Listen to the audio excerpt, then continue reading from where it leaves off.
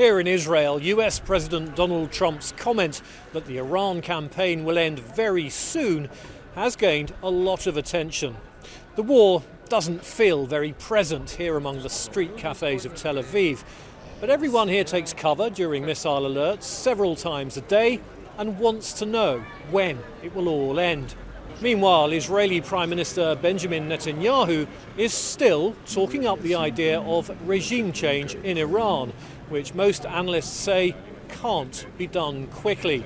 So, what if America's choice of an end date is earlier than Israel's? Well, I spoke this morning with Miri Eisen, a former deputy head of the Israeli military's Combat Intelligence Corps. The United States is the one who leads when it comes to that end date. Israel is willing to continue these attacks against the Islamic regime. We're also engaged against Hezbollah, an Islamic regime proxy in Lebanon. We would like to continue that, but we'll stop when the US says we need to stop.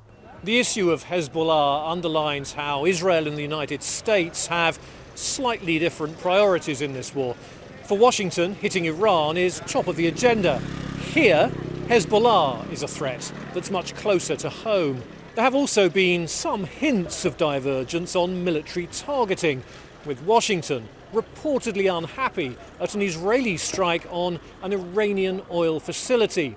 But Yoel Guzhonsky, a former member of Israel's National Security Council, said his country's strikes on Iranian oil facilities had in fact been a calibrated warning shot.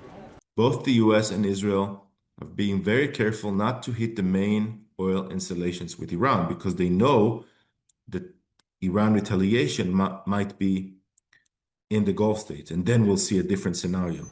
By which he means destruction on a much larger scale than we've seen so far on those Gulf state oil industry targets that Iran has already hit.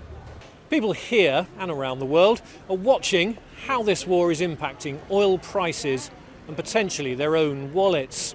President Trump's comments, his suggestion that the war may end sooner rather than later, seemed to ease those concerns a bit, even as he warned Iran not to take the global economy hostage.